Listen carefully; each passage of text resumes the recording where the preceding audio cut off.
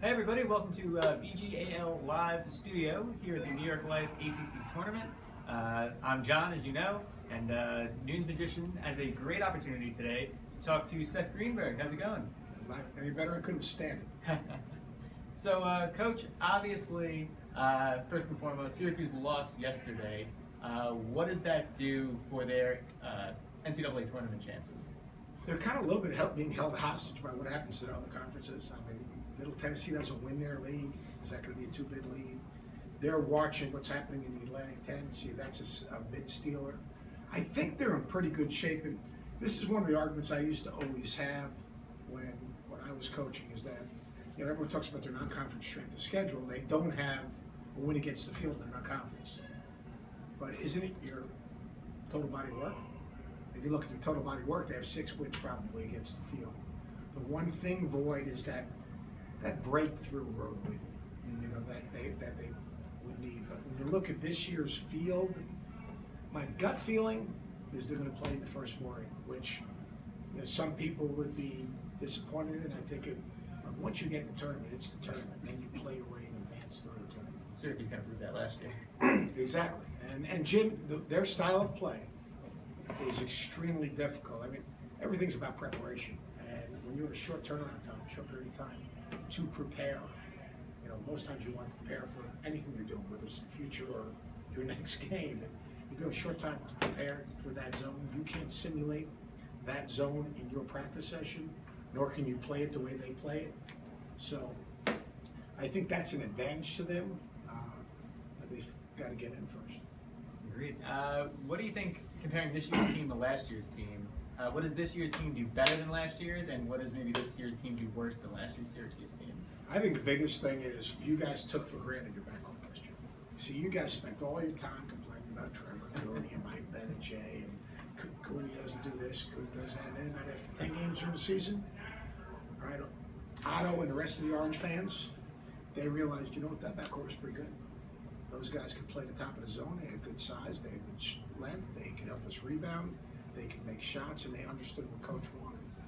Then you take 2 fifth-year guys, and you immerse them in. And I think the genius of Jim Boeheim, and I say this all the time, is his experience. Because he's a brilliant game coach. You don't win 1,000 games without having been in that situation, and his ability to make adjustments. And a simple thing like started with Frank Howard. I said, wait a second, we've got to figure out what we're doing in the backcourt. Now all of a sudden he's got John Gillen. Once he made that commitment, he was consistent in how he approached. John Gillen didn't play one game, not play the next game.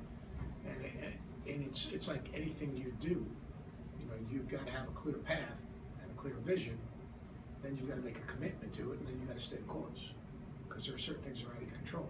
Might be a half-court shot, might be a road loss, but if you stay consistent and you have good principles, then you're going to be successful. And I think that's what Jim's been able to do with this team. And it's a brilliant game coach, and he's got a great feel. And I think feel's a really important thing for the game. And you talk about experience with Jim Boeheim. Obviously, with the NCAA sanctions, things like that, Syracuse has had to kind of change the way they've recruited. Do you think that's lack of experience on the roster has really kind of negatively affected what they've been able to do with the zone, maybe the type of shooters and especially guards they've been able to? Well, no, I don't think it's been hurt by any of the probation stuff. I think it's been that they've had guys that grow. When guys leave early and a guy leave, you don't expect a guy to leave, all right? And then all of a sudden he leaves in April. You can't replace him, right? So you've got to be creative at times. And that's what Coach did this year with the 2 fifth-year guys. But I mean, they've got some good young players. Thompson's a good young player. Battle's a good young player. So that they're building, and they've got a very good staff. I did Orange Madness. Is that what you guys want? Yep. Yeah, Orange Madness. I was the MC and the host, and Greg Archer was my assistant at Virginia Tech. He is terrific. He's got a great network of contacts, and obviously, Hop is really, really plugged in. Recruiting's hard. You're going to swing and miss some, whether you're, whatever's going on, and that's why it's more your approach. What is your approach? What is your philosophy? How are you going to go about doing your job on a daily basis? And know, I know from their staff, from J-Mac to Mike to Adrian, that their approach and the consistency of their approach and how they do what they do and building relationships and earning trust long term, Syracuse is always going to have players. I mean, you might swing and miss a couple of years. Everyone swings and misses a couple of years. I guess riffing off that a little bit, Mike Hopkins obviously going to take over at some point, probably in the next 15 months to 2 years. We're assuming that the timeline stays. Do you think there's going to be a little bit of a dip after Boeheim leaves at first? Do you think that Hopkins has some strengths that maybe Jim doesn't? We're replacing a Hall of Fame coach. That's not an easy deal, but I think Mike's going to do a great job. He's a basketball savant. He loves the game. He loves Syracuse. He's got a relentless work ethic. You know, the hardest thing he's going to have to do is, you saw it in that small little transition period.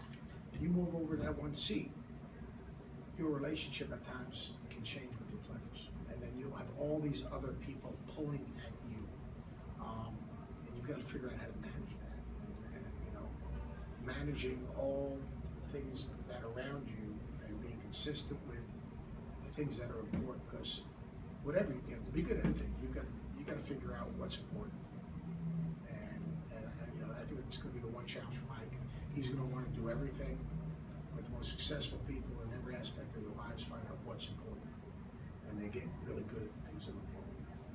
Great. Well, Coach, really appreciate chatting to you about Syracuse, and everyone keep locked on News Magician for more updates throughout the week. I mean, I did it without notes.